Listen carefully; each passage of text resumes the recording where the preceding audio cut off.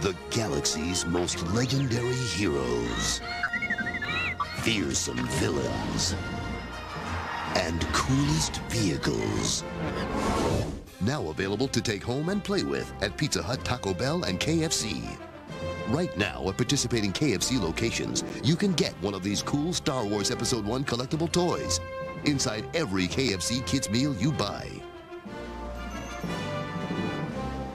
Grab control of a pod racer and hang on for the race of your life. You're Anakin Skywalker or Sebulba in a heart-pounding race for survival. Scream through Beggar's Canyon at 600. Better make that turn, because victory tastes a whole lot better than dirt. Have you experienced Star Wars? Pod Racer, each sold separately. It's your... A long time ago, in a galaxy far, far away. Everyone, we've got to save the Queen! We're under attack! Misa Jar Jar Binks come for comic relief. Emergency landing on Tatooine. No! Pod racing is whiz. Love you, Mom. Love you, Padme. Oh no! Darth Maul! My brains are spilling out! Oh, joy. The end. This is the weirdest date I've ever been on. I'm out of here. Go you must. Farewell. Bye-bye. Star Wars Episode 1 cans collect all 24 this summer. All right, everyone. Welcome to Star Wars Day. We are going to wrap up my day because, Lord knows, this has been crazy and a blast nonetheless. And it is going to be so cool to talk about the Phantom Menace. That's right. Those toys and commercials took me back for sure. So yeah. What an amazing panel back with us again. We did this last year, and Mags and I did this in 2022, where we kind of like, I don't want to say birthed this idea, but kind of like, I think we think all of May should just be Star Wars month, and we could just put a whole lot of positive chips in that side of the scale for like a month, just honor. I agree. George's birthday and Frank Oz's birthday and the anniversary of the movies and the figures and just talk about what this actually positive things and not get caught up in the negative for a minute. So, but thanks for all of you being here. It's going to be an amazing time. So let me start with Max. Max, how are you, lady? What's been going on? I'm good. I'm happy to be here talking about something positive about Star Wars, especially talking about the Phantom Menace, because that's of the prequels. I know this may sound strange. That is actually my favorite one. I know it's not really like everybody's favorite, but it is what it is. Hey, it's okay to have a day of hot takes. So that's what I'm calling them. It's controversial, not you decide, but I call them hot takes. So that's Mags' hot take or not, you decide. We have some, if you haven't seen my conversation with Ego, Left Eye Ego was on with me. He's sort of our noob in this little circle of thing. He's not really into Star Wars and kind of came to it late. And he has all these really strange, odd sort of lines and jokes that we had when he talked about it. And he had a blast doing it. He's very honest and transparent about things. Like, I thought it was great. So, and lots of hot takes. We'll get to another one here later. I have one I want to throw to everybody because we're all at least close enough in age that we can all have our take on this and correct people accordingly. Because that's my mission of the day is to try to, well, here's my hot take. So, Daryl, it's great to see you, brother. What's going on? Good to see you too, bud. Well, you can hear in the background I'm in Europe and the police sirens are howling. My dogs are howling. All right. So, yeah. I always say, oh, wow, when do we get to Europe? It's like oh. We lost Max for a minute. She'll probably come back. She said she was on like Wi-Fi or something, so she might come back. Yeah. So go ahead, Daryl. Oh no, just I've been looking forward to this. I have been so looking forward to this. Good. Just like last year, it was such a blast, and to be able, Phantom Menace turning 25, it's just wow. Where did the time go? Yeah. Yeah, we'll talk about that. We'll talk about some of the experiences and that kind of thing. And again, folks, all the links in the description, not just for the panelists and all that, but the playlist is there for the 2024 Pop Star Wars Day thing I did. Last year's 2023 is there. I also have links to other people because, yes, it worked. We got other people. So as we speak, Angry Canadian is still streaming. I don't even know how the man is awake. He's in Japan, so it's the middle of the night for him. Right? He's been doing retro Star Wars gaming streams, so games that are older than like 2012. So he's been doing those. Pacific 414 is doing one of the Dark Forces games, so he's been doing 2 or 3 hours. I know DJ Ronnie G put in 2 or 3 hours of stuff and content. So Decepticon put up some shorts. If you guys have done stuff, feel free to let me know. I'll put those links in because I think that's the cool way to do this. So yeah, it's good stuff. It's good stuff. Arwyn, great to have you back. What's going on? Oh, not much. I'm so glad to be back, and I'm so glad we're doing Phantom Menace because this I agree with Mags. Out of the three, this is my favorite because it's got my favorite Jedi in it. I love him so much. and no, y'all, it's not Obi-Wan. You just have to let it unfold. But I'm doing good, and I'm thrilled to be here. And we have our Bosley. Daryl is here. We finally have our Bosley with. Well, we'll wait for Max to come back. We'll wait for Max to come back, and then we'll talk about that. Hopefully, we can get Daryl with us on those nights too. We'll see. Darth, Arlena, what's going on, lady? How you been?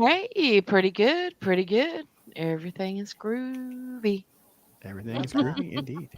So yes, Phantom Menace, 25 years. It's really, really hard to handle. So before we get too much further into that, let's get over here to chat. Let's talk about these wonderful people. And Squeaka kicking things off by becoming a member. I can't thank her enough. This is just so generous of her and offer. And she actually offered up free memberships for other folks as well. So, nice. And members, you guys remember, most of the time you're going to get early access to most of my videos. So if you're not following my Star Trek rewatches, which is kind of weird because I'm the noob in that equation.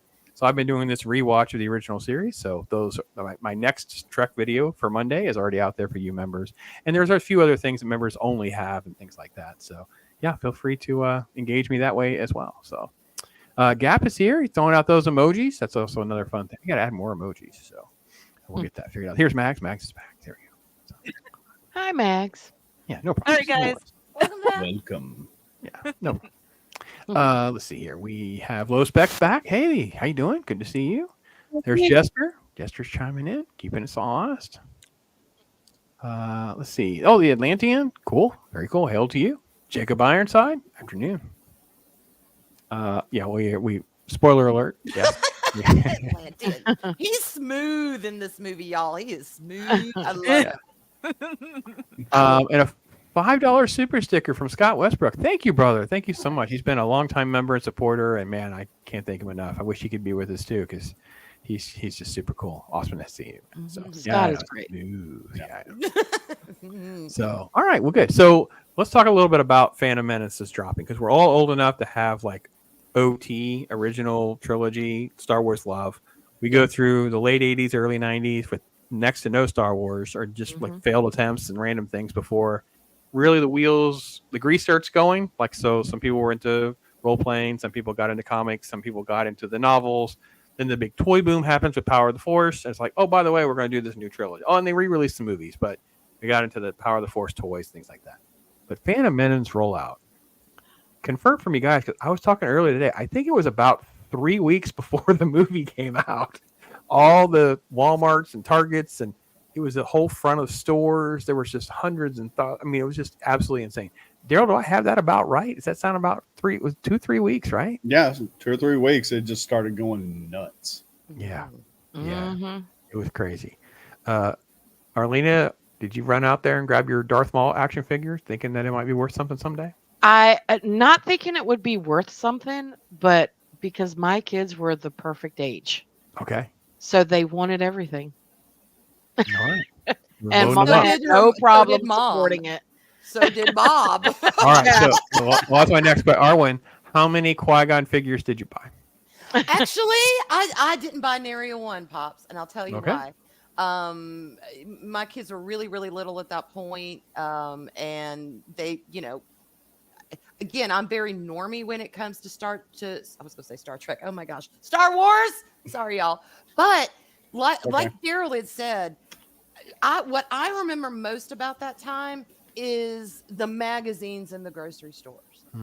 I came in one day and all of a sudden it's like every magazine had some sort of, Star Wars cover. It had, it's not Time. It might be Time that does it, but the big thick magazines, the like special ones, they had regular Star Wars. They had Phantom Menace Star Wars. They had, I saw Jar Jar Binks everywhere. I'm like, who is this? What is going on? I know he's Star Wars, but who is this character and why? And then you saw, Anakin, and you saw the group, and it was everywhere. And finally, when I did see the movie, I'm like, okay, I get it. And of course, like I said, that's when I started to really take interest in the different characters. Before, it was just an onslaught of Star Wars, but it wasn't a bad thing. It was just, I didn't really know who was what at the time, because it was a prequel, it was new, and I wasn't as plugged into the behind the scenes as a lot of other Star Wars fans were. But it got me excited. I'll admit the marketing got me excited because it got me curious, and I wanted to see what all these characters were about and where they were going to take it. Mags, you've talked to me about the Ewoks and some of the stuff that you love from the originals and things like that. What got you excited whenever this massive rollout happened for you? Well, when Phantom Menace came out, I was in elementary school, probably maybe middle school era of that time.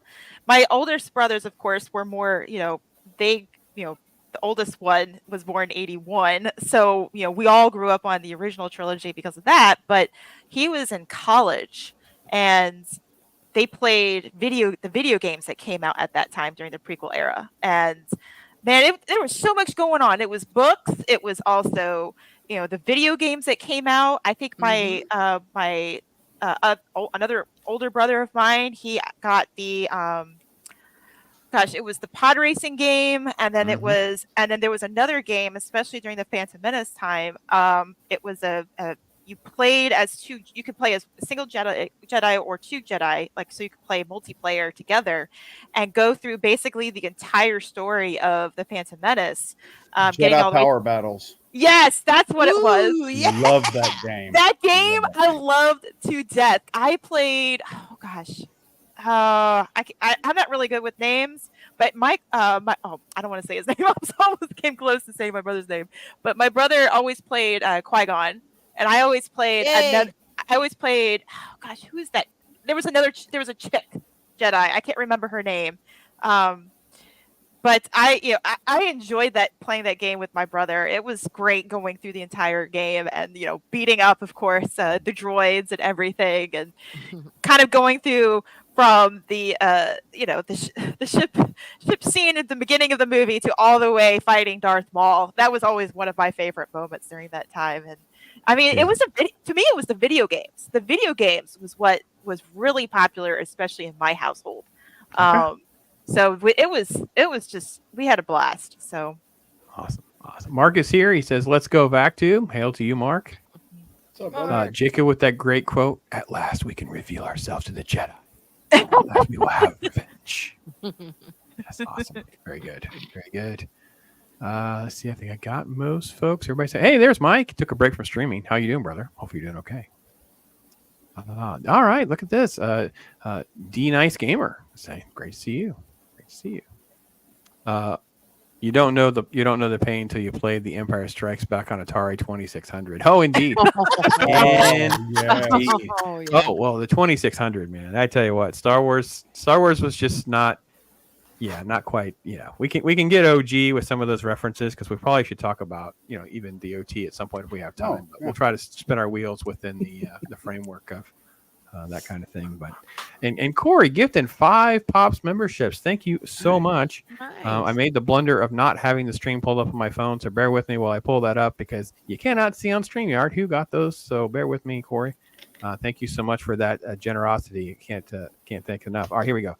Well, look at this. It's Mags. It's Arwyn. It's Stephen Ransom. It's Corey himself, and it's Awesome One. So I don't know how that worked, Corey, but you gave yourself a membership. Cool. All right, well, there you go. Oh, thank you. Wonderful. All right, so that's pretty awesome. And the pressure will be on me to deliver on that being fun time. So cool. All right, so let's get to so this is the original trailer. Well, I think it's the remastered version of the original trailer, allegedly. And one of the quick points was this was how they were sort of introduced, right? The Gungans, it's just like this eerie, what is it, walking towards the plant life, and we cut to the sand or whatever. But we didn't really know a whole lot at this point. This was like the early footage of what we would have, and I mean that's just so cool right there. Yeah. So cool. So we the trailer broke, and I don't know if you guys would remember this. Mags, you would have been too young to know. You wouldn't be able to see this movie. Psycho. It was attached in my area. It was attached to a movie called Psycho, which is the recolored Vince Vaughn version. Right, it's a complete debacle of a film, in my opinion. However, I would walk into the auditorium anytime I was there to see the trailer for Star Wars, because this was the only way you could see it. There was no internet yet for this kind of thing. So, Max, you kind of stole my thunder because you're absolutely right. Because I was like, immediately, I'm sort of like sucked into the scale of everything. Notice that first that shot, and then this one in particular. So everything is mysterious and massive, wanting to draw you in. And Max, you hit the nail on the head. How does that make? I mean, compared to sort of like the reputation of Phantom Menace, doesn't this like really just make you kind of excited when you see a trailer like this? It's, I mean, the scale of it. I mean, definitely with this trailer in particular, it definitely establishes the world building aspect of it, where there's something new. Of course, it's not. We're not continuously visit. I mean, we do, visit Tatooine, but of course, it's not all on Tatooine. There's a lot of other places that are explored in the first movie itself, and it's spectacular, especially Naboo and getting different aspects of the galaxy and at the scale of it. I mean, because look, you see Queen Amidala, Padme, standing there all alone in this giant palace. I mean, it gives you a perspective of how big the galaxy truly is. I mean, we kind of had that feeling anyway, but I mean, it's just like the Trade Federation here, the trade ship. It's just and all these new ships too that were introduced. I mean, it's just great, and I don't know. Phantom Menace is one of my favorites. So. And I want to chime in here too, is the thing that it did for me and countless others is, even though of course it is a prequel, of course it is Anakin, of course it is related to, Luke, Leia, and Han, it takes you outside of that trio. And like Mag says, it shows you how massive this world it really is. And it's not just the originals do that in a sense, but it's very focused. The originals are very focused because, again, you have this trio, you have this connection, you have this one main story.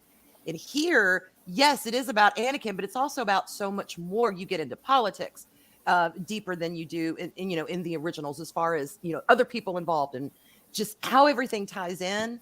That's kind of what it really did for me. Is it introduced me to the grand scheme of things, not just this part in this part of this galaxy. I wanted to ask you, Daryl, you probably remember the promo poster for Phantom Menace long before the trailer, and it was just young Anakin, Jake Lloyd, standing there with the backpack, and the silhouette of the shadow was the Vader shadow, right? Chills. And then chills, right? Still. And then and then we fast forward to sort of like the first moment we sort of kind of get a feel for what's going to be going on. We get this. And you're like, whoa. I mean, I literally got goosebumps just now. I know that sounds so childish to any of you that are watching this like 5 years from now or whatever, who are not into this kind of thing. But for me, it was like, put myself into that mindset. Yes. Yeah. Daryl, talk to that a little bit. Cause I mean, that's kind of how we all felt. Oh yeah. I mean, I went and saw the re-releases of the original trilogy when they came out in 97. And that was just so great because I'd seen them originally, the first one, when I was 6. So, and it was at a drive-in, so I didn't really get the good sound quality. But going to see it in the theater, that music hit and I almost cried. It was just so emotional to really feel it for the first time. And then going to see the Phantom Menace 2 years later, it all come back to me again. And it just overwhelmed me, and I teared up. And then because I knew this was going to be about Palpatine's rise to power and Anakin's rise to power and then falling. And that's something I've always been intrigued by since, I'd read about it in the late 70s. Sure. All right. Jacob asks, who else had the Darth Maul Taco Bell cup lid? Yeah. All right, we got Daryl for sure. Yeah. Yep. Definitely. You're amongst your own people here, Jacob, for sure. A quick note about Darth Maul. The first time I saw him, I thought of Beetlejuice. In that scene where he stuck, Alec Baldwin's fingers. He said, "Oh, I'm feeling kind of anxious." And that's all I thought of until I saw the movie. Here you go. Then I was like, okay, Beetlejuice is gone. Darth Maul is here now. I don't even know what to do with that, folks. First, all process Beetlejuice reference. Corey, I just didn't know that was the thing. I didn't know that's how the thing would pick people. That's just kind of weird for me. So, yeah, that's a beautiful shot. That opening sequence is just amazing. Yes. Mm-hmm. Yeah, LimeWire. I know. Yeah. Yeah, it takes 5 hours to download it back then. Yeah, I couldn't have downloaded it back then. I would have had dial-up or some other nonsense. So that kind of thing. I remember. I thought it was everywhere. You said it was released with what movie? Well, initially trailer? with the trailers back then, they usually were attached to certain movies. It depends on the auditorium and theater that you had near you. And in the market and immediately around me, most of the time, and I won't say absolute because I didn't see every single movie in every single auditorium, but most of the theaters, it was attached to Psycho. It wasn't attached to just any movie. And then after a few weeks, if not months, then they kind of expanded that again, and it went to a few more different types of audiences and things like that. So it was a very slow. The marketing was like on scale. They knew like we're going to get to these fans, and then we're going to get these fans, and then we're going to set up the fact that we're going to have this toy and video game or whatever drop right here. It was just this beautiful marketing strategy. Again, this is George. George is. I got to be honest. I know. Here's a hot take for you. George is better at being a creative mind and a marketing genius than a director. Oh yeah. Oh yeah. 100%. 100%. Okay. I mean, not even like to me, it's not even close. Like it's radically different, but he is such a brilliant creative mind and a brilliant marketer, and he's one of us, or at least was. And this movie was just perfectly built for this. It was just so set up. So I think he has so much in his mind. It's hard for him to put it out into words or into reality. He just has so much. He has his own galaxy in his mind. That's kind of how I look at it. He's a yes. visionary. It's so much. Yeah.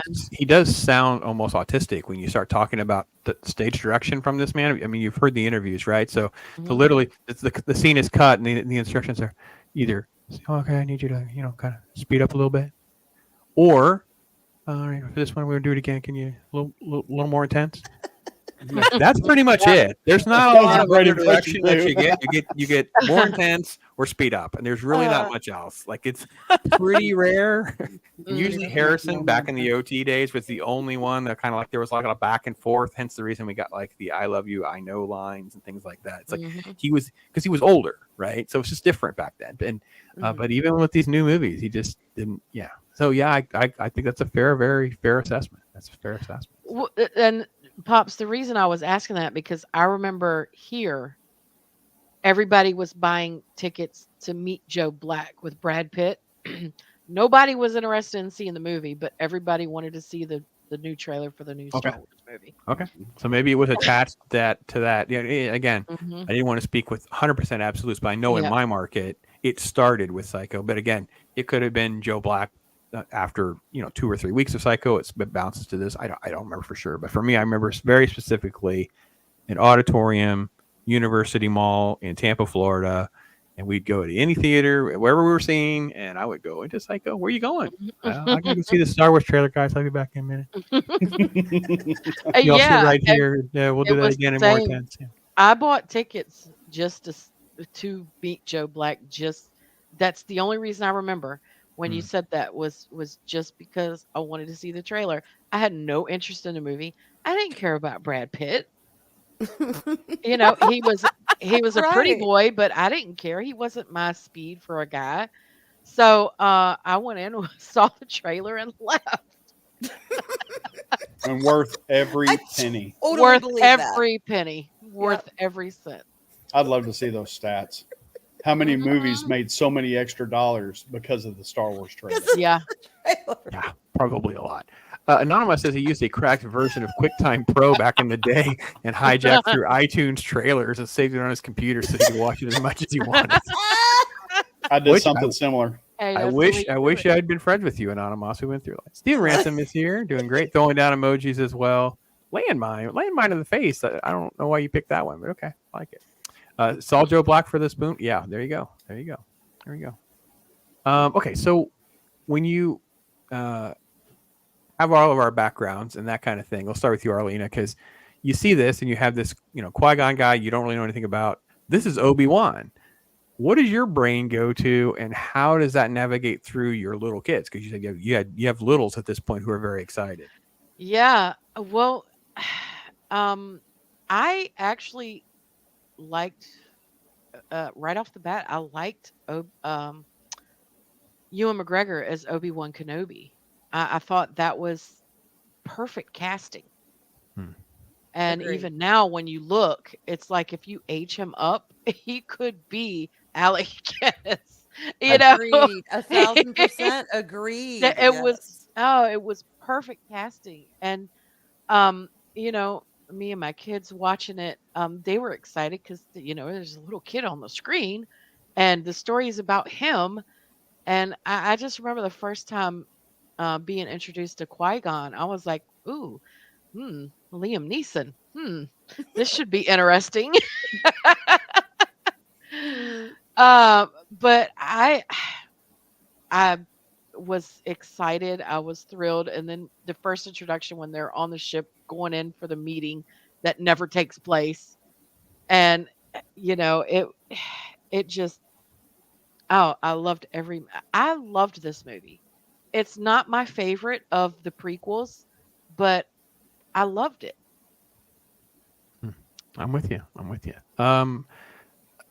Mags, when we talk about this and we talk about Obi-Wan and that kind of thing, one of the things I think that you always talk about, and you always hit the nail on the head, is sort of like that element of class, and I'll say gentlemanly, like that element that Alex Guinness had. Did Ewan McGregor win that over for you? Oh yeah. At first, because I'm always, of course I was a kid, but of course I watched the heck out of the original trilogy VHS tapes. So I think some of that music is no longer, really good anymore on those tapes.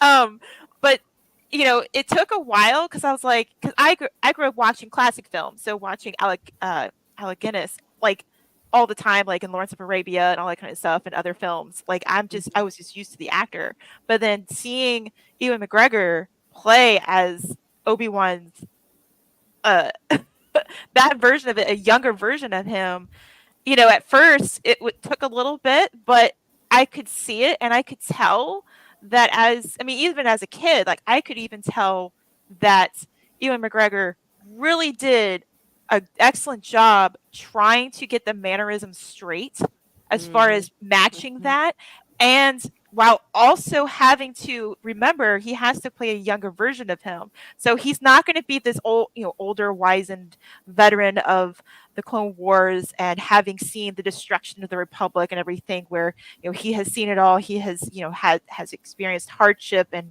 is wiser and far more patient, so to speak, when he's at that age. So having to have the mannerisms plus having to play a younger version of Obi-Wan is a very difficult task, because you have to be able to convince the audience to be able to say, yes, I can play this character. And I think in the Phantom Menace he nailed it. He was able to get that across, and you can easily see the older version really shine through in the younger version, and Ewan McGregor nailed it. Yeah, he did 100%. Arwyn, did you feel like, because we talk a lot about how actors a lot of times they don't really put in the work and prep and make you because I don't know if you guys have seen the interviews where they come back around to these guys later on in life or whatever, and they pulled out a lightsaber one time on, I think it was Graham Norton's show, because Ewan McGregor's promoting something else, and it was just a few years ago. They hand him a lightsaber, and he just immediately just starts twirling it around, and you're like, wow, that is wicked cool. And we saw this recently with Hayden Christensen. He returned to do the recent show, and he was the same way. You could just tell this guy, all that training that was ingrained with them then is still with them now. How did that translate for you, Arwyn, or how do you feel we could speak to that to make people understand how valuable that was to bringing this character to life? Oh, tremendously valuable. And I will tell you, for me, something that has always stuck out is when Obi-Wan describes, and I believe it's Obi-Wan, describes the lightsaber as an elegant weapon. Because to me, Alec Guinness is an elegant performer. He is a thorough performer. He, is a serious performer, but there is an elegance to his portrayal of Obi-Wan. And that's what I didn't even realize that until this film came out, how much that had ingrained. Elegant weapon, Jedi, elegant, not perception, I can't think of the word, like an elegant perspective. And then when I saw McGregor's portrayal, because I'm like, they need to get Obi-Wan or this thing's going to tank. That's just me, because I'm very, very, very, very, very picky about an actor who is coming in as the younger version of a character that has already been established. If it doesn't work, if Obi-Wan did not work in these films, they wouldn't have the same meaning to me as they do. And here you have McGregor, who is nailing his mannerisms. He's nailing the elegance. Again, for some reason, that's just on a personal level was important to me. But yet there is his own spin on it because he is younger. We do change. We do grow. Look at all what Obi-Wan went through. So yeah, I wanted to see a version, but a proper version of a younger Obi-Wan that, like, both Arlena and Max commented on, that it's believable that he grew into Alec, into his version of the character. And, Queequeg does it too. Another elegant. And I apologize for calling him Queequeg. I could never remember the man's name. I don't know how many years it was, but it was really until I met BackTube that I finally cemented it's Qui-Gon. Qui-Gon. I just call him Queequeg. Arwyn, my mom always called him it, not mainly because she couldn't remember his name either, but she always called him Slow Gin Fizz. Slow Gin Fizz? I love that. Holy cow, that's amazing. But everyone knows what we're talking about. Oh Hashtag Slow Gin Fizz. Oh Thank you, wow. Max's mom. But not Absolutely. not as an insult, but it's more like that's how she was like, I can't remember his name, but I knew it's Jen, so I'm saying Slow Gin Fizz. But that's who he is to her. That's his name. That's their name. Mark said, "What's the dude from Train Spotty playing Obi-Wan?" Boosh is here. Hail to you. Hey, Boosh. Yeah, Bridget River Kwai was the first using Alec Guinness. Yeah, for sure. Yep. And he was elegant in that role too. I mean, the man is just elegant. Hey, there's Wade. Wade is here. Great to see you, my friend. Hey, Wade. But he always played the proper Yes, I did. soldier. Yes, I did. If you think about it, like Bridge over Kwai, even Lawrence of Arabia, all that kind of stuff. Very, very noble, Distinguished. very distinguished, very noble aura about him, and that's kind of the Obi-Wan that we all got introduced to. Is basically that elegant, that very wizened, war hero, that veteran. And of course we're seeing a young, spunkier version of Obi-Wan, but he is, clearly you can see you can see him growing into the more wizened role. Oh yeah. Yeah, Ewan did an amazing job of playing Alec Guinness playing Obi-Wan. Yep. Right. He did. He knew what he was getting himself into, and he understood did his that. homework. Yep. Hats off to him. And especially Amazing like job. that. Yeah. Yeah. Nailed it. Yeah. He nailed that. That's what I'm telling you. I did. If Obi-Wan had tanked, these three films would not be what they are. People would have been like, Well, he's And- the through yeah. line. Besides- He's the through line. So if you're absolutely right. If they didn't do that right, it would have fallen apart, been a mess. yes. Speaking of would have been a mess, it sounded weird at the time to have Sam Jack and how they were going to handle the Jedi Council. And we see the Jedi Council and things like that, and we get this little sneak of him here. It's one of these things where in hindsight, it just seems like it should have worked. When it was happening, though, Daryl, were you kind of with me where you're like, really? Sam Jackson's going to be a Jedi? That's both awesome and also weird. Terrifying at the same time. I had the same mixed feelings. So I'm like, okay, I'm like, how long huh? before he calls somebody an MFer? Yeah, I'm like, wait. I'm like, dude, you're a long way from a Spike Lee film. All right. It's like, oh yeah, okay. When's John Travolta coming out asking about the Royale with cheese? Wouldn't it be great if he was just walking around the hall? Is there a meme with just John Travolta, like in like this when we find the backdrop. Well, in this he could just be walking around the desert, like Oh he's yeah, just doing the with the coat. That would work. John Travolta in Phantom Menace, and it's just all these different shots, and he's just walking around like lost, like he doesn't like. John Travolta just walks by, like, wait, where am I supposed to go? Like, sorry, we derailed that. No point that I was discussing at some point, wasn't I? Here we go. Let's go back on Sam Jack. Sorry, Daryl. But yeah, I was, I wasn't reluctant about it. I was really excited for it. So like, okay, we've seen him do all this action stuff. Now let's see him be a calm Jedi. See if that pulls off. And I was really looking forward to it because one thing about Sam Jackson is when he's in the moment, he can command respect on screen.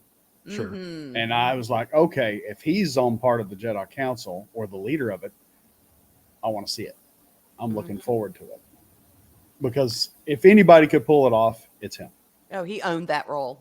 Yeah. Owned Yes, he did. it. And he And gets a purple lightsaber on top of it, y'all. Come on. No snakes in the Jedi Temple. Come on. That's fantastic. Yeah, Mark, this is a great point. Yep. Sam Jack is a huge fan of Star Wars. So the story goes, as I Yeah. understand it, is he just said, I want to be in the movie, make me a stormtrooper or whatever. And they were like, good. And he goes down there. Good. I don't even know that he read the script. He found out, he goes to going to wardrobe with how he found out he was going to be a Jedi Master. Not just some rando, just whatever. And there was the conversations about, however I die, I just don't want to die like an MFer. That was literally him talking. Like that was, I just don't, I don't want to die like the B word. It's like, so, all right, I'll do your Jedi Mastery. I'm totally down with this as long as whenever it happens, I do it. So that was it. So yeah, he didn't even totally know he was in long before he knew because he just loved Star Wars so much. So yeah. Yeah. Well, There you go. What Yeah. works for me about him, and honestly, if this had been changed, I don't know that I would have just vibed with him. The bald head, y'all. The bald head, because to me, he comes across as one of these kung fu masters in charge of his tribe, in charge of the temple. And he's serious, and he's like, nope, this character, take off the hair. Let's get real. I'm a Jedi. I got things to do. And it works because y'all, Windu is such a ferocious Jedi. He really is. And He it's is bad to aerodynamically the sound. bone. And he's perfect for the council as a Jedi on the council because he is stern. He is very very commanding. So He's serious. And You're Buy going to the listen book. to me or else. exactly. And the hair just would have gotten in the way, in my opinion. And you don't even want to know what the or else is. The whole image is just great. And once you see Say the what movie- again? No suits in the temple, please. No suits in the temple. All right. So who wants to start addressing the Gungan in the room? Because The Gungan in the room. Well, you know, so look, I was a defender of the Ewoks. Us as little kids, and we knew the story. George had already told everyone he wanted Wookiees. He couldn't afford Wookiees. They're half-size Wookiees since they're Ewoks. It's the budget. It was blah blah blah. We were all good with Ewoks. It's been so overblown. No, I do. I think it was overblown for the time. Like during the time when it was happening. Most of the I younger wanted fans. Wookiees. I didn't like the. No, that's we a hot wanted it. take. That's a hot take. The Wookiees. I think Yeah. originally it was Ewoks? supposed to be Wookiees. Right, but Well, I meant like it when I was like 12 and he told us why we couldn't have Wookiees, I was okay with it. I don't think there was Fair like a enough. massive Ewok outrage in the 1980s. I think It it wasn't an kind of outrage. grew. Fair enough. But That's that's kind of what I mean. I'm not trying to say. Feral Care Bears on the screen. Yeah, it was the freaking attack bear. Yeah, we get it. We get it. Because if you When really George- think about it, where did they get the clothes for Leia to wear? I Oh, know. yeah, she They're was- little vicious Oh, cannibals. she's got a princess. It was very well done in Spaceballs. We've all covered it. We already know. Right. So I love the Ewoks. So- but I was like 5 or 6. So all right, so we're at Jar Jar. Who wants to talk about the Jar Jar problem? 'Cause I immediately was like, oh, here's our kids thing, and I was like, Well- oh, all right. My son was 5 when I took him to see Yeah. this. And I was looking forward to it, and I knew George, the way he is, he always throws in something for the kids. Mm-hmm. And as soon as I saw Jar Jar, I said, "That's it." Yes. So Agreed. I didn't take him as seriously, and it didn't upset me with him being in the movie. He was comic relief, there to make kids laugh, bring them in, sell more toys, stuff like that. Because I'm 28. I'm going to do Darth Jar Jar. I'm on board. But, as goofy and as silly as he was, in a few points, he was instrumental into what they were doing by just being a total screw up. And I could relate with that because I'm a total screw up. They committed to making him a total screw up. It was a commitment.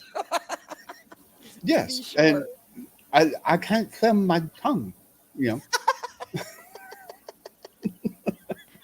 Arlena, you had the little kids too. What was your kids' take on Jar Jar? Yeah. Oh, they loved Jar Jar. Okay. They absolutely, and that was my thing when everybody was, had went and seen the movie and they were like, "Oh, this character just ruined it for me." You got George Lucas himself has always said, these movies are made for 12-year-olds. Mm-hmm. And like it or not, like Daryl said, Jar Jar is an intricate part of the story. And my kids loved it. They loved Jar Jar. That was their favorite character for years. Yeah. I think my girls did. I think my girls liked Padme and Amidala and Jar Jar. The boys were all just all in on Jedis and Maul. Mhm. They didn't really care about Jar Jar too much. They didn't have a negative response to Jar Jar per se. It being for little kids, it was like, oh, all right, whatever. They laugh at fart jokes. They're gonna laugh at sticking your, neutralizing your tongue. They're gonna laugh at all that type of stuff that was brought to it. So it's just one of those things I think we had to just at least talk about a little bit. I don't want to get too far away on time on that because I want to make sure we have plenty of time to talk about important stuff like we get to the dynamic of him being so young and having his mom be so integral to the story and kind of a virgin birth type storyline, which I thought was probably one of the odder decisions that he kind of made, those kind of things. You may want to jump in and kind of have their take on that a little bit because I'm in the camp of I wish Anakin had just been a little bit older, but that's more because of the Anakin Padme relationshipy stuff rather than you know what I mean. I wish he was like 14. Yeah, you know what I mean, and she was like right at becoming an adult. Like I wish she was like you had to be 18 to be the queen, so she was just 18 kind of thing. That was part of the story, right? And he's like 14, 15 maybe, and it would just work better. Him being like 9 always felt weird. I don't know. And then in Clones, because they're still together, she treats him like a child, even though now he's an adult. I thought that was also like the continuation of this age thing was out of sync. And I'm like, hey, guys, they don't even look like they're that far apart in age. Like, stop doing this. Yeah. So, yeah. Anyway, all of this, throwing it all out there for you guys to kind of run with, because I think it's just a packaged piece of it with the Anakin storyline. Well, I actually liked the virgin birth aspect of it because, when I look at the OT, there's hints of a lot of biblical storylines that are strung along in that as well, along with all the other stuff that George put in. But I didn't mind it. I thought it made sense.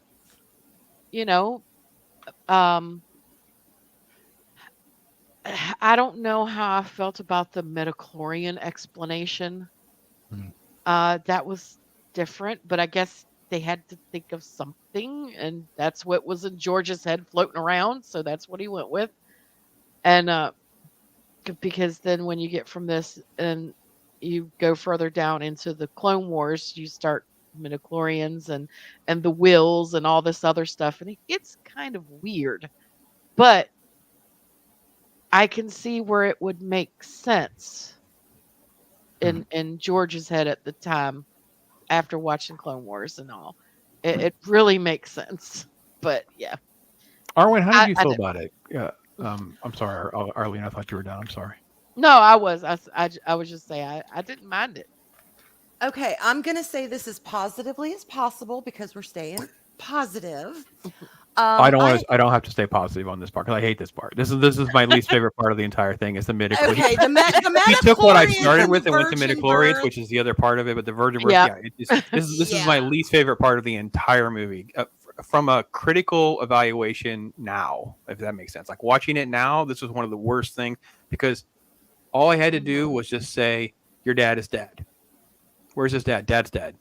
What's his dad? Well, we don't talk about that. And it can be revealed he was like a Jedi or a Sith or something. Who knows? It doesn't matter. We can figure that out later. Who cares? To do this weird thing. All right, go ahead. This is why I personally do not care for the midichlorians and I do not care for the virgin birth, because to me, it kind of, in a way, and again, this is just my perception, it retcons a little bit this whole setup in the originals about the Force being the old religion, about the Force being, it's all around us, but it's almost, they take a metaphysical or spiritual tack that the Force is something that you can tap into, but you really have to hone that. You really have to, you have to want it. You have to seek it. You have to be open to it. And there was disdain for the Force. I mean, Grandma Tarkin is like, you in that old religion, that's how it got set up to me. So then when we come here and we find out, well, no, it's not really that. It's midichlorians, and you have to have this level of midichlorians, and then Anakin's a virgin birth, and it convolutes that beautiful, mysterious, faith-based. Having the Force is a faith-based ideology, if you think about it. And that's why it takes me out of that, because it's one of these things you can't really explain, because it is mystical. It is supernatural. It is spiritual. And then to find out he had a virgin birth, I kind of thought it was cheap writing to me. I'm sorry, Lucas, I love you. Thank you for Star Wars. No, it's okay. I think that's how it struck me. It doesn't ruin the story. We can agree to disagree among friends. We're fine. Yeah. We're fine. This is all small. This is all. I mean, reality is Phantom Menace is what it is. Like, if you're still getting hung up on all that and not just enjoying it for what it is, right? A couple action sequences, cool pod race, and this amazing fight scene at the end of the movie. If you're not enjoying it just for that, at least you're probably just doing it wrong. So that's my take on that. So, what about you, Max? Where do you come down on sort of like this Anakin backstory that they kind of start with here? I'm kind of in the same boat with like Arwyn, because how I grew up with the original trilogy, it just didn't seem like you were just born with it. It seemed like a way to really hone your skills, really tap into it, to really get immersed into the Force itself. Instead, it seemed like with the prequels, you were born with it. Now, of course, that also taps into like the midichlorian count and everything else, and it kind of took away the mysticism part of the, it almost gave it more of an origin story of the Force itself. And originally, that's kind of, a lot of us all speculated, but that was the fun part of what you talked about the Force and what it is and what it's about. But it seemed like, at least with the Phantom Menace, they were George was trying to give it more of a grounded approach to it, and I think that kind of took away some of that magical aspect of what the Force is, and it definitely helps explain a little bit on why, especially Anakin and and of course later Luke and Leia are very gifted in the Force, but at the same time, I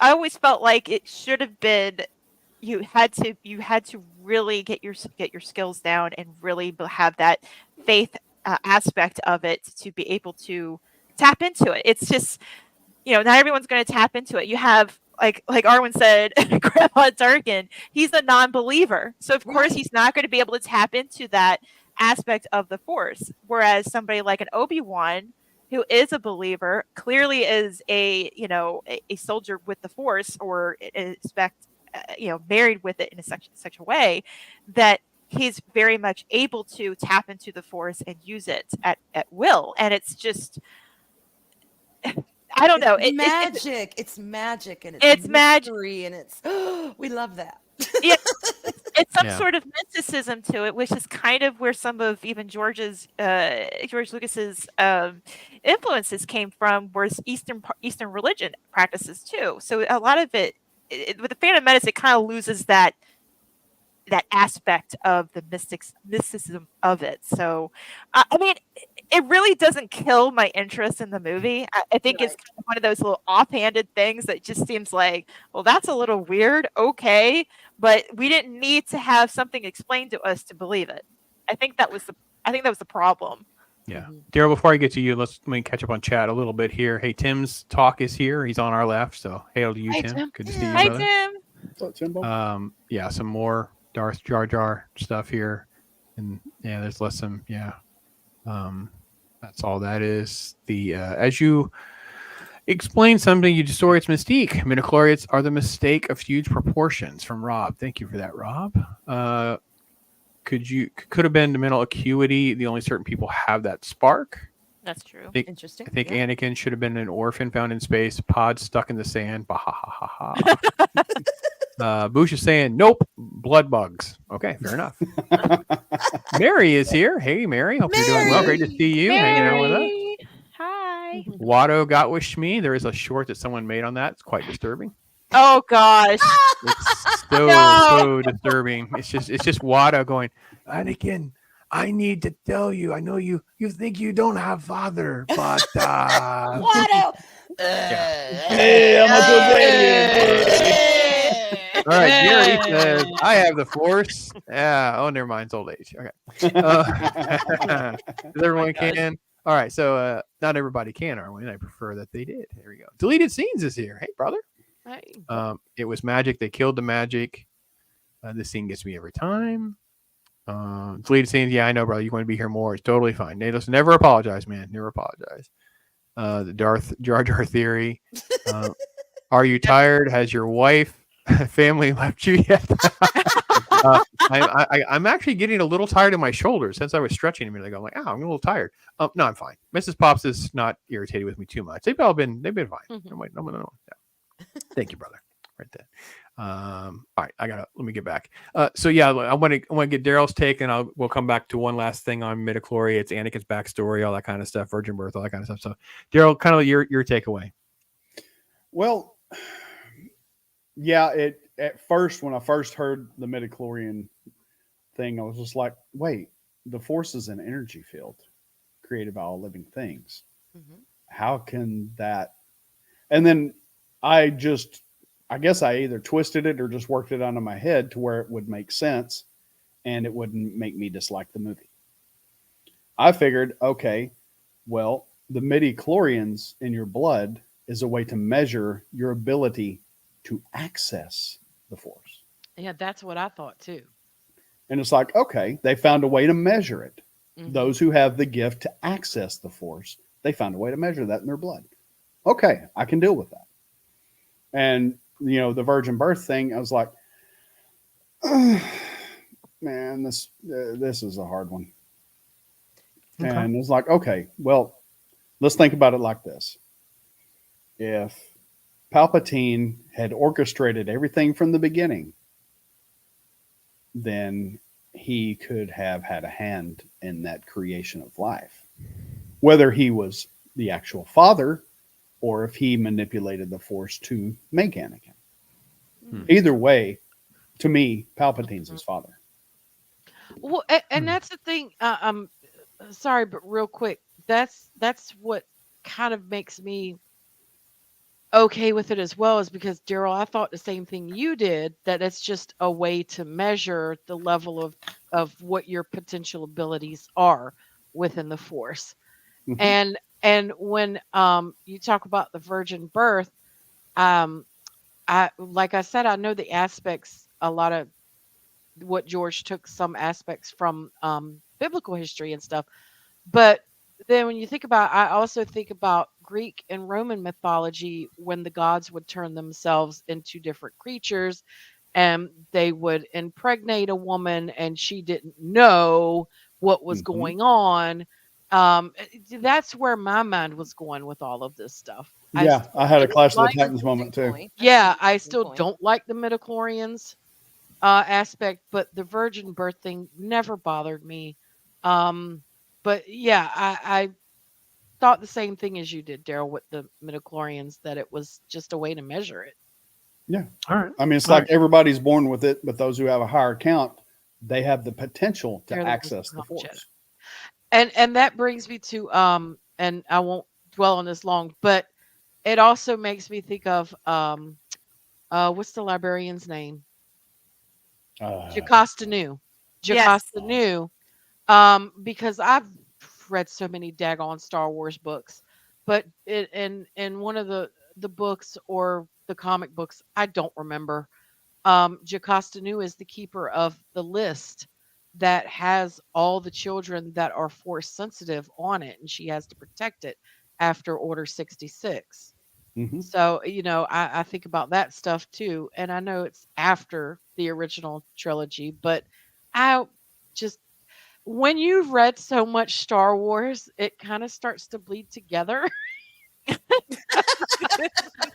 No, I agree. Before the prequel Star Wars, after the prequel Star Wars, it all just bleeds together. So so my final little statement on it is I hated the concept that they try to come up with something that quantifies the Force in a way or makes it seem like we can pick out the people that do have it. It only lends itself to a way for someone like the Emperor or someone else to like steal it from you. Like we're going to have a Jedi that's captured, and we're just going to steal the blood and experiment on the blood to try to give it to a non-Force user or try to make the Emperor powered up for whatever. Those kinds of things. I think George was just he backed himself in a corner by trying to explain too much he didn't need to explain. The Force and Jedi and all that. It was all good enough. We didn't need any of this part in Anakin's backstory. And Shmi pulls off being the mom so well that the virgin birth midichlorians, also their stuff, we just didn't need it. We had this wonderful, sweet, loving mom. And we're setting up her death in the second film, which is like the trigger of his rage that sends him, you know what I mean? So it's just one of those things that was just kind of like this. Steven said it, like the death by a million pinpricks. I'm with you guys. Like all the pieces of it, I just don't like it, but it's never like, I'm totally ruined. But cumulatively, it's like I find myself skipping over a lot of this now, sadly. I don't, you know what I mean? It's like I've watched this movie probably like 3 times in May. One time was not all the way through. Just kind of watched a couple scenes, that kind of thing. So anyway, Double AA is here. Hey, by the way, we're not really talking about newer stuff. Appreciate your comment, hanging out with us though. So that's cool. Let's see. Boosh, no, Boosh. It was a stormtrooper. So yeah, you go back and watch that video for that. So, Harry Potter did it better. Okay. And he could have been a clone. Yeah, maybe. Gap's got midichlorians. Okay. George Lucas made thing. He had his own way and reasons to do. He used every world, historical scenarios, philosophy, Greek mythology, also used political drama issues, also religion as a base. Yeah, we all know. Yeah, we got that. I think this is one of the areas that George would probably have a hard time explaining to us where all that came from. I mean, he probably just throw out some word salad, taking from all the little things that we said. And then that's kind of where we leave it, which is fine. It's his IP at that point, so he was allowed to do that. So, can I say one more thing on it? Of course. Again, just as the first time I was viewing the movie, I think for me, and this might be what I was hoping for, and since I didn't really get that may be part of my disappointment. So I'm coming at it from a shaded opinion. But what I really wanted to see for Anakin is I wanted to see just an ordinary little boy get drawn into these extraordinary circumstances. Right. And then see the result. So if he had just been a slave, that's fine. They wanted to he could have been everything he was, but take some of that away and make him just one of the masses. And then he just happened to be a certain special that happened to just be really good at this. And I think that was he's pretty much just a different archetype of Luke. He just happens to be younger, and we didn't need the baggage of midichlorians and virgin birth. And that's why I think all those things fall away. Like we don't watch the journey, right? The next film, whatever. No one's bringing it up. No one's in Revenge of the Sith going, but did we do a midichlorian test on these new Padawan recruits? Like, where are those results? I don't have those. The lab results aren't it. It's just none of that matters. So anyway, let's we spun our wheels there for a minute. Let me cue up another spot in the trailer to talk about. So, well, real quick to touch on that Harry Potter comment. Yeah, he was by the accident of evil. He was chosen to be the one. This was by the arrogance of evil. Anakin was the Yes, one good by point. arrogance of evil. Good point. He got in his own way. Yep. All right. I want to stand correct on something I said earlier before we get into it. Never mind. Let's do this first. Okay, let's do this first. We can do this first. Okay. Sorry. We'll get there first. Sorry. Yeah, we still have a half hour. We'll be all right. Okay. CGI Yoda. It was hard for me, guys. I had a hard time. This Well, was that my biggest Yoda- problem. Puppet Yoda, CGI Yoda, just like what works, what doesn't work. They changed Well- it. They try to change it. Yeah. Yeah, Mags, let's go to you first, Mags. Where you come down on the Yoda, Phantom Menace Yoda. Oh gosh. You're amongst friends, Mags. It's okay, Mags. We totally understand CGI Yoda, Phantom Menace, I mean- Puppet Okay, Yoda. It's just, yeah. It's the thing is though. I mean, I can understand where George was coming from with doing something like this, because if you think about it, the original trilogy, while it's there's a lot of world building and practical effects and everything else involved. It's not as it didn't, as far as the scale of things are concerned. It didn't feel as ginormous and big. Whereas something like starting off with the Phantom Menace, as you can tell, it just seems like, oh wow, there's a heck of a lot more scale to what is going on in the galaxy. So having Yoda in the perspective of the fact that he's in a much larger, with the temple and everything else, with Coruscant in the background and everything, it's hard. I think out of place, right? Yeah, it's very out of place. Out of place. It's very hard because we all grew up with practical effect Yoda, so it really, I don't know. Arlena, what do you think?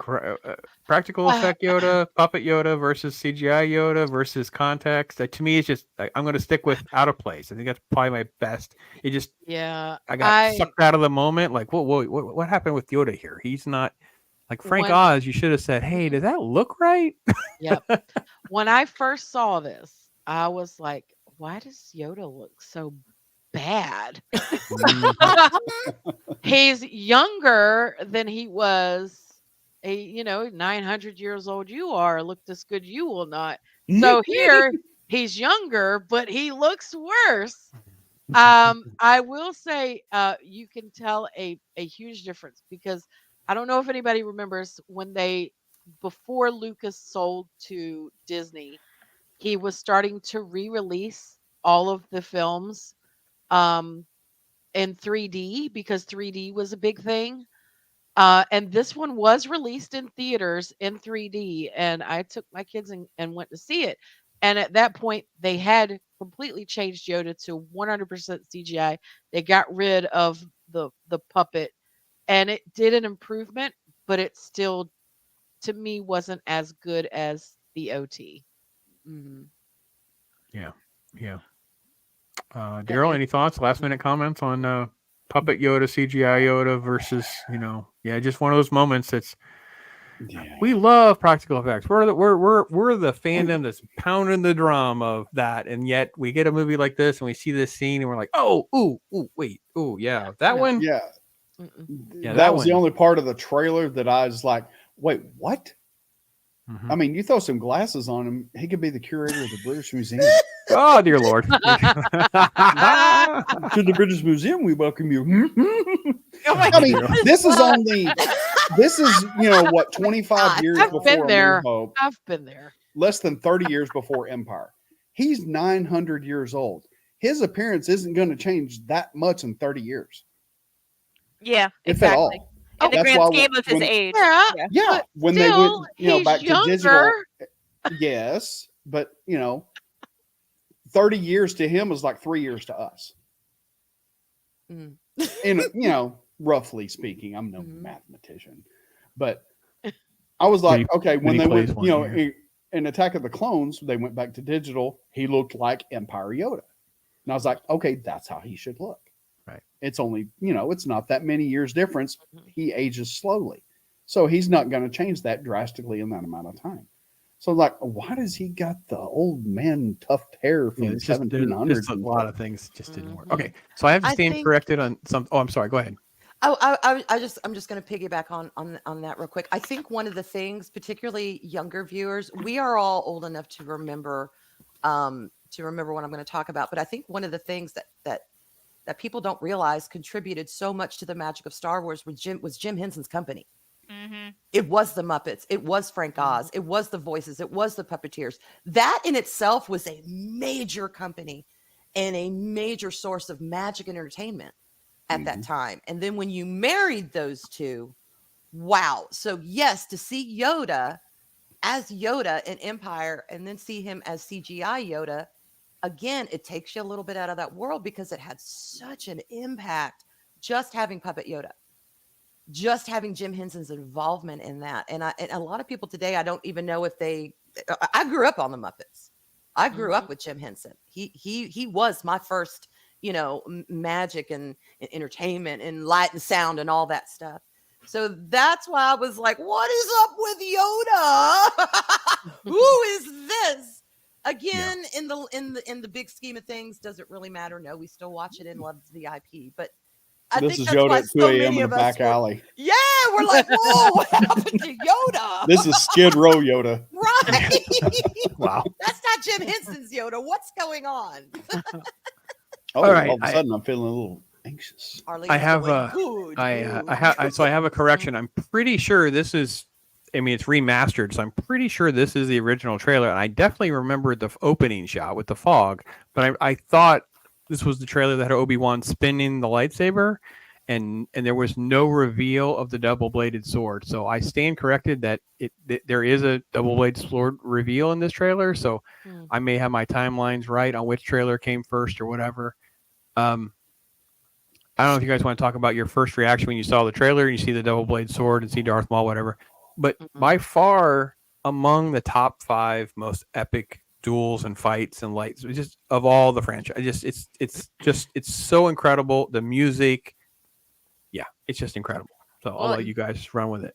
It's the emotion part of it all, because there's a lot on the line with the Duel of the Fates and with the music in the background. It really, there's a reason why it's titled that. It is literally the fate of Anakin, and it could go either way. And of course, seeing Qui-Gon get it, and yes. I know it's just and it's such a this is one of the reasons why this movie has a special place in my heart, is because of the duel with Darth Maul. There's so much going on. The music is iconic.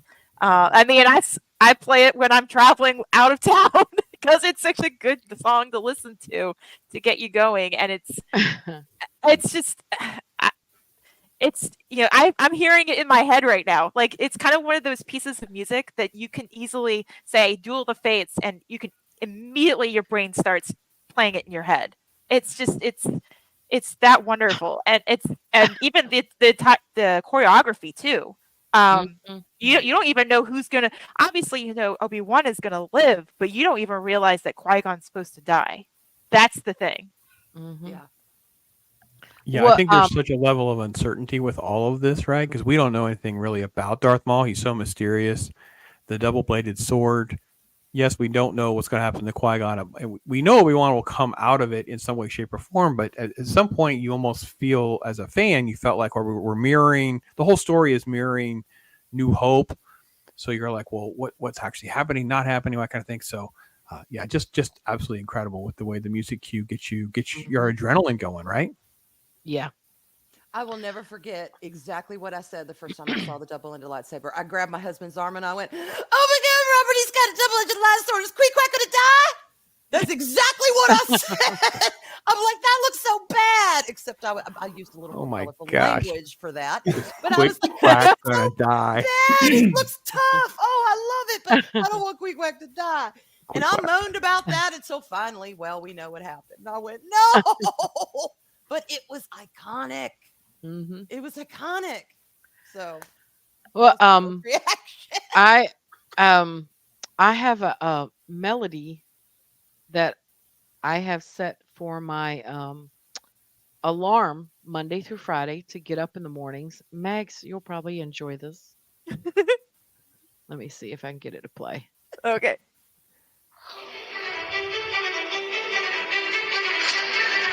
Oh, I think I know this version. Yes, I like this one. Yeah. Yes, I love this version. It's a combination. It's a combination of the two. Oh, I love it. Gets me every time. That's why it's my alarm to get me up in the morning, because it's the combination of those two is just it's so powerful. Those two, I mean, John Williams is a genius as it is. Yes. Oh, yes. But put those two together and it's just mind-blowing, amazing. What can you say? Agreed. Perfect marriage between music and images. It's perfect. Yeah. And they overlap each other so well in terms of the progression and the beats. Yes. It just you feel that oh my gosh, I want to listen to it now. Arlena. Yeah. I know exactly which one you're talking about too. It is part of one of my positivity playlists because it's literally like it gets your adrenaline going. Yes. Yeah. Quick quack before he dies, just so it's clear. Oh, and can we just have a minute too? Liam Neeson literally nailed Qui-Gon. Oh yes. He literally, I mean, because we didn't even know who Qui-Gon is at this point. We get introduced to him, and he definitely comes across as a different type of Jedi who's trying to seek out something else of what's going on. And he's kind of more like in the biblical sense of the word, a prophet. He was kind of like he knew something was coming or something was heading up, and he believed in Anakin being the chosen one, and that was completely different from what the Jedi Council was believing. So he perfectly nailed that kind of characterization well. Yeah, and it makes you wonder what kind of Jedi would Obi-Wan have turned out to be had he had another master than Queequeg. Exactly. Yeah. Right. What are you thinking, Daryl? What are you thinking, man? What this was the killer scene, man. Well, all of this. Yeah. I mean, in the trailer, when I saw the double-bladed lightsaber, I sat up on the edge of my seat and went, "Holy beep!" Right? Right in front of my 5-year-old son. And I'm like, "Oh, I am so sorry." But I mean, my son had already, we already watched the original trilogy. We wore them tapes out, and he loved them so much. And then, to see this, and I was like, "Dude, we are going to see that." And he's like, "Yes." And when this part comes up in the movie, yes, like Mag said, it is just so emotional. Because I mean, I didn't realize it the first time I saw it. I just thought, "Oh man, kick-ass lightsaber duel, let's go." And then the second time I watched it, the emotion part hit me, and I was like, "Oh man, this has got some weight." Yeah, a lot of weight. There's a lot of meaning behind it. Yeah, and it just, it still gives me chills. A lot of things about good Star Wars still give me chills to this day. Absolutely. Yes. Oh, yes. Yeah. I agree. The music is one of them. All you got to Yes. do is hear that one note, y'all. One note, and you are instantly there. You are in that world. And can I just say, Ray Park, Yes. Darth Maul, Yes. amazing, Yeah, amazing. And I've shared this before, but I'm gonna share this again. Let me. That was at the Richmond Comic-Con. Oh, geez, I don't even remember when it was. That's my son and his friend and Ray Park. Oh my gosh. That's fantastic. Yep. That's awesome. Fantastic. Yep. Oh, they had such a blast. Let me cut my camera off here. And think about it. He had to come in and kind of not take the villain role from Vader, but he had to be a villain or a different type of villain. Yes. he was a He had to villain be all in his his own. own right, and he had to draw you in because all of us are like, "Oh, we can't wait for Vader. We can't wait till he becomes Vader." But there's other people that are bad out in the universe, and it's all going on. And he did it. He nailed it.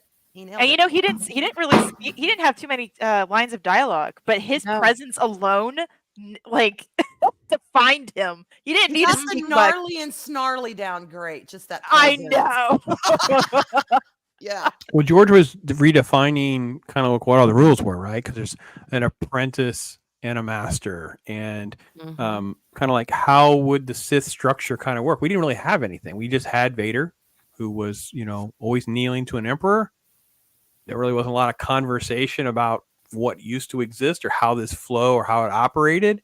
And here we're seeing them operate in the shadows, and literally one of what Maul has like 3 lines. One was like, "We'll get our revenge." You're like, "Revenge for what? What happened? We don't know. I don't know. We don't know. We just keep going." And it's like the elements of it all is just done so well to make you want more, like thirst for more information, whatever. And that's where the original trilogy did so well. And Phantom Menace starts off by doing that exact same thing. I think very well. Double A, I want to get to your question here about the puppet comment. I agree. I don't think anyone disagrees, but most of that movement that you're talking about, the CGI movement, Yoda can move, that's the final sequence of Attack of the Clones, and it's in Revenge of the Sith. Here, it was a mess because he has so much CGI, he has so much stuff that he's doing, and then he has the puppet, and you're like, we want the puppet, but it didn't work. It just didn't work. So it's just one of those moments I thought we'd at least discuss. But we're not haters on the way Yoda turned out later on for sure. So right. yeah, we didn't have 2 lightsaber people at this point either. Like Maul would be the first, like, sort of like rule breaking thing. But this is why so many kids loved like General Grievous and stuff, right? General Grievous is like got all the ones. It's like, you know, so we just keep coming up with new interesting elements. I think, but again, put ourselves back to when it actually happened in 1999. There weren't those kinds of things. So hail to box review. Copyright for what? You know, copyright. I'll be all right. You know, I got it down to a science. If you guys remember, if you want to know how I dealt with my copyright claims or whatever, I have 2 examples. I pull them up. There you go. So it's in the stream. Well, I made sure it wasn't longer than 10 seconds, and we were talking over it. So no, we're fine. I have no issue. We'll be fine. So I was 12 when the trailer dropped. Yeah, man, we've been reminiscing. That's for sure. Brought him back in the Clone Wars series. See, there's where we can agree to disagree. ZBR, you're gonna have to sell me on the Darth Maul return thing. I cannot. I like it. I don't care. I need y'all sell me on this. Tell me on why Maul can come back and why I should like this so much. You cut the dude in half and it mattered. I had asked on Loki's the other morning when you were there if you ever heard the story about how it happened, and you said you hadn't. So what happened was what had happened was, you know, George Lucas was at all the meetings with the writers in the writers' room with the Clone Wars. And I think that's part of why the Clone Wars is some of the best written Star Wars that's been on our TV screens. Agreed. He was in there and the meeting was just about over, and he looks over at Filoni and he looks at all the other writers and he says, "Oh yeah, by the way, Darth Maul is alive. Make it happen." And then he gets up and walks out. So then the writers have to sit there and like, "Oh my gosh, this guy was cut in half. How in the world are we gonna do this?" And it's like, and then someone's like, "Well, he's not human, so that's a benefit, you know. So, well, you know, we don't have to worry about that." And then we go down further, and we, you know, through the Clone Wars, we discover he's a Night Brother with the Night Sisters who do magic and all of this stuff, and because of that magic, and because of his abilities within the Force, he has lost his mind completely, but he was able to stay, you know, together, and got his bottom half was spider-like, and then his brother, quote unquote brother, brings him back to Mother Talzin, and she restores him, so to speak, but he gets metal legs and clears his mind of all the stuff. And I mean, it's really magic. For anyone that loves the Clone Wars, this is one of the best story arcs. Agreed. Okay. I just think He just shows up on screen and they just go, and he's okay. Yeah, no, it does not happen like that at all. No, he doesn't. Savage Opress has to go and has to locate him, and then when Savage locates him, they fight, and he has a hard time getting him. He subdues him, brings him back to Mother Talzin. She does her thing with him, and then the story develops. It is a wonderful arc. I'm just joking, but this is why I'm so adamant that Mace Windu is alive. That's me too. That'd make more sense. Cannoli is here. Hail to you, brother. Mrs. Sassy is also here. Great to see you. So I have two issues. One, when Dark Empire came out and we found out that the reason that there was a clone Luke was because the Emperor took his hand that somehow was saved during the Cloud City battle, and they used the hand to make a clone Luke. I was like, nope, don't like that part. However, let's get back to the story. There's a kind of a mediocre comedy, but it's probably aged really well. Robert Downey Jr., Sally Field, Whoopi Goldberg. It's called Soap Dish. Oh gosh, I remember that. Great movie. Great. And they're trying to figure out how to bring Kevin Kline's character back because they had cut his head off. And it's like, how do you, it's like coming up with this brain transplant, whatever. That's about how extreme I feel the Darth Maul magic thing is. It's like, we just need it to happen. And I'm like, George, then why did you cut him in half? Why didn't you just have him, like, you shoot him where a heart would be, and then you make him an alien who doesn't have his heart right there. His heart's somewhere else. He falls over the edge, and therefore he doesn't actually die because he fell over the edge with this wound, but it's not actually as fatal because his heart's something like that would have been easier and more believable than spider legs and magic witches. But if you watch but I will have to watch it. I was going to say, I will have to watch it and try my best to lean in. And Mags, what do you think? How far can I lean? You think I can make it? I don't know. If you can make it to the Umbara arc, I think you can make it. Oh, Umbara is great. I love the Umbara arc. Pops, I'm telling you, the Clone Wars, the writing is so good in it. You will completely get lost and forget that you're watching a CGI cartoon. The music, I can't think of the guy's name. Somebody in chat can help. Oh, but, the guy that does the music, he does so well. It's hard to believe that it's not actually John Williams that scored it.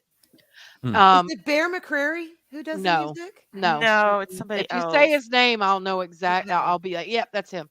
But every planet has its own theme music. So if Kevin Kiner, yep.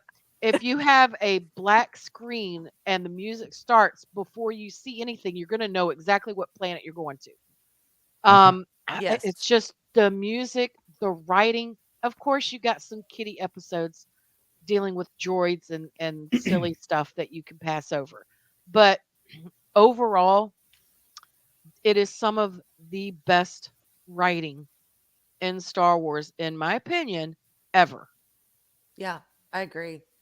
And Pops, one more quick plug for that. Dear Lord, Padawannabe, I cannot believe it. Oh my Dear Lord. Hey, that crossed my mind, but I was keeping it. Wow. But no, Pops, I hated, and Arlena and I have talked about this ad infinitum. I hated Anakin in all the prequels. I could not wait for that smarmy little boy to finally become Darth Vader, who I love Darth Vader. I just did not like his character at all until I watched Clone Wars. Clone Wars sold me on who Anakin really was. And I get it, with the prequels, they had to cram a lot into, 3, and films were shorter back then than they are today. So I understand, they could only do so much, but I really did.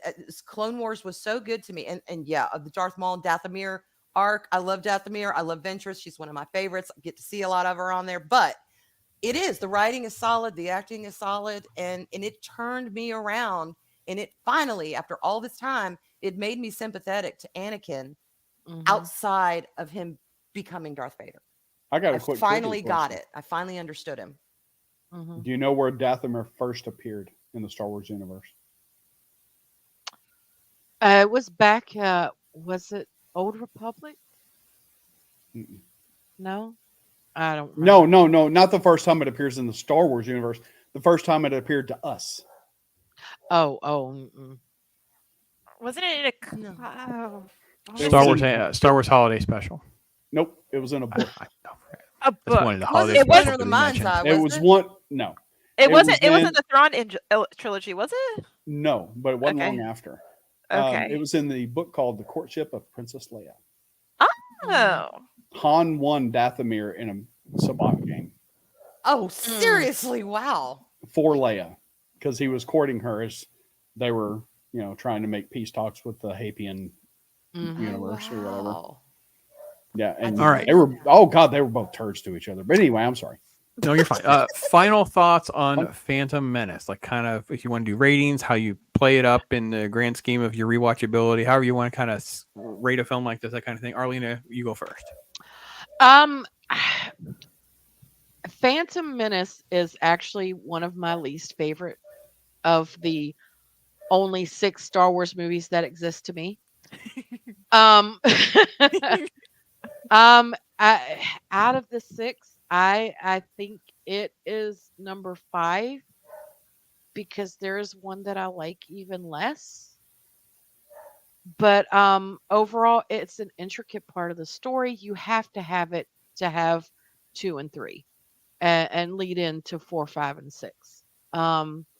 So overall, I think I gave it, I would give it, looking back, 7.5 with mediocre rewatchability. Okay. Arwyn? It is my favorite out of the prequels. So out of the entire the original 6, I'll say I would place it 4. With the 3 originals being above that. I would give it a 7.5 as well. It is one that I will rewatch a lot. And again, the whole Virgin Birth midichlorian things, that kind of, it doesn't take the story for me, but I take points off for that. Jar Jar, okay, he is what he is, but they're the keep on trucking guys, the whole Gungan story thing. But No, just see them all in trucker hats. the keep on trucking guys, yeah, with the big bell bottoms from the 70s, that old cartoon. Misa going to stop at the diner. Smokey and the Bandit. It is what it is. But Misa needs a Diablo sandwich and a Dr. Pepper. They'll be stopping at the Coruscant diner that Obi-Wan likes. I forget the name of that place. You know what I'm talking about. Yes.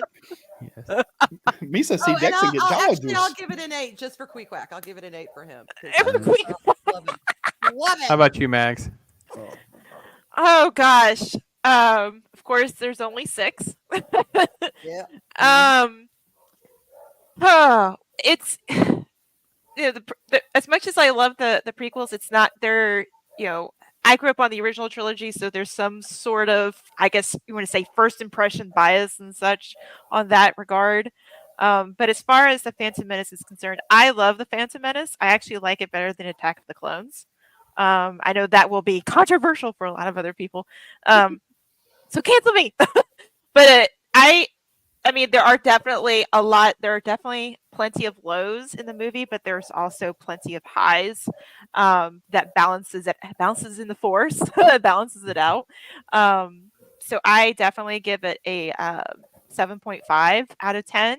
It definitely has rewatchability because the music really helps. The music is basically its own character. It's almost like the Force telling the story. So that's how it feels to me. Even back then, Anakin being that young really didn't bother me.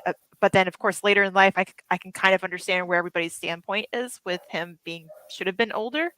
But as far as the Phantom Menace is concerned, I definitely rank it above Attack of the Clones, in my opinion. And there's a lot of reasons for that, but Phantom Menace is still, I would say subjectively my favorite of the prequels.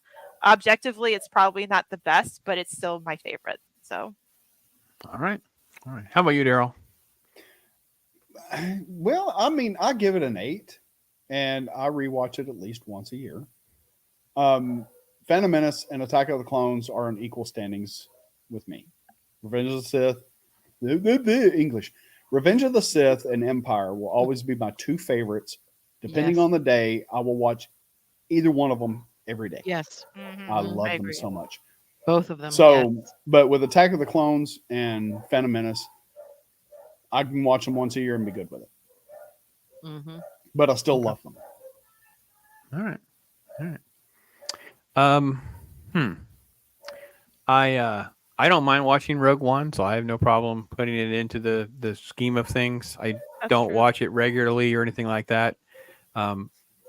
Solo is not a Star Wars film. It's like a random sci-fi film. It just has like cosplay dinner theater playing, but it's not as bad as like the sequel films that have held up. Like the rewatchability on those have spiraled to the point, because I use it as a multiplier. Like if this is my rating, but the rewatchability is like a multiplier, the rewatchability on the sequel movies is like down to like 0 for me. I just no desire to watch them again.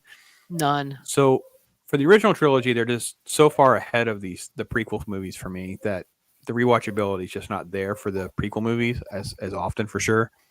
Revenge of the Sith is by far the best of the three. I don't even think it should be argued. I think it's easily, I'm a much harder critic on movies than you guys are. So for me, Revenge of the Sith is the 8 in the scheme of things, not the others. Then it's just difficult because I have no desire to watch Attack of the Clones. I just can't. I watch like 3 scenes. I just can't do the romance stuff. It slogs along too much. You don't see Padme in the torn shirt? Don't care about that. I'm good. Internet has way better options. She has better photo covers, so it's not going to save her cause any. So that's good. Like it's all that kind of stuff for me. And again, so it's like if Attack of the Clones, like I watched like 20 minutes of it, and Phantom Menace I'm watching 35 to 40. So it's like we've been reduced to that. You're looking at like a 2.5 out of 5. You know what I mean? You're looking at like that 5-6 type scale for me. Like it's just.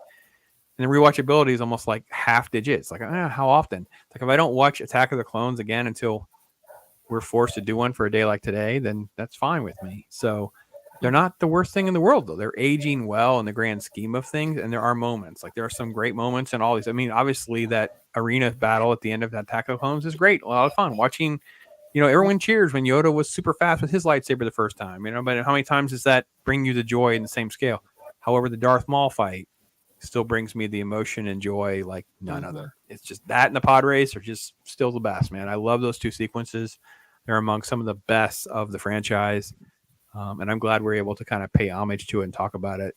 25 years though, man, really hit me pretty hard. So, yeah, look at these people rolling here giving me great. Yes, Ironcaster talking about how I hate sand. It's a long story list of things of me hating on sand, movies with sand in them, isn't it, right? Yes, it is. So. And I know you guys have had great comments. We're already long. I want to keep all these wonderful folks. All of their links and everything is in the description. Make sure you connect to everyone, that kind of thing. I think we have a pretty good tentative plan for kind of announcing something we have not discussed with Daryl at all. So sorry, Daryl. We've been in the works trying to put something together. We're hoping that you can do with this. So we did a Carol Burnett stream last year. In that stream, don't know who did it. Probably Steven Ransom. Could be you. Maybe not. Came up with this term called Pops Angels. Like it's watching Pops and all the ladies for here. So we'll reach out to Squeaka. I think we need to include her in this loop. But Pops Angels needs to come back. I think we're all in agreement that we'll be back in middle of July. We've got a date kind of earmarked, and we're going to try to come up with a topic of like old school fandom, old school movies, old school actors and things, positivity type stuff though, like trying to bring that. So that's it. Pops Angels is likely to return in July, folks. Sounds like it's a done deal, and we need a Bosley. We need to have Bosley in the house. So we think oh no, you're on Bosley. You're on Bosley. So cue up all the speaker box Angels. on the screen. Cue up all of the fan edits of a Pops Angels credit sequence, because we have a cool logo, and we'll see where that goes. And then other than that though, this is the wrap for me on Star Wars Day. It's been an amazing day. Hope everybody checks out these channels, all the stuff that people are doing. Check out the playlist in the description. I don't know. Is Angry Canadian still awake, guys? Does anyone know if the man's still alive? Because he's been going since he was with me at 8 o'clock my time. So he's been up all night. It's crazy. But no, listen, I just love hanging out and talking with you guys. It's been fun to reminisce about this. Thank you so much. Anything else that you guys want to at least plug or talk about that's coming up like right away or something like that we should mention? Well, I think we're about to jump over to the VacTube here in a few minutes. Awesome. That's it. Let's go right over there. And keep the Star Wars talk going. There you go. Perfect. Go over to the VacTube. Check that out. Talk some more Star Wars stuff. Talk about how they couldn't convince me of the Darth Maul is still kind of up in the air. Talk about how I should talk about how I hate sand, evidently way more than I even acknowledge, and it's all okay because it's just good, healthy stuff. Talking about what we love. Thanks to all of you in chat so much. I love you guys so much for just being so supportive and that kind of thing. So with that, I know Nosferatu has not been in chat. He is the reason that I did this crazy thing. It's a long storied history of the Watto thing and some of the stuff Disney does. And anyway, so here we'll go out with the last airing of the Watto before it becomes members thing. Yeah, it's a long story. What's on Daddy, huh? Yeah. After years of Star Wars fans getting exactly what they wanted, seeing heroes rise, heroes fall, heroes rise again, they can now get the true story of a character that they've all been clamoring for. Did I ever tell you about Watto? I have a promise to keep to an old friend. Well, hurry back! Yes, a being so powerful that he can stand face to face with a Jedi. How's he gonna pay for all of this? He can effortlessly turn away the powers of the Force. What, you think you're some kind of Jedi waving your hand around like that? Strong determination will now finally come to the screen sometime soon. Wait for me!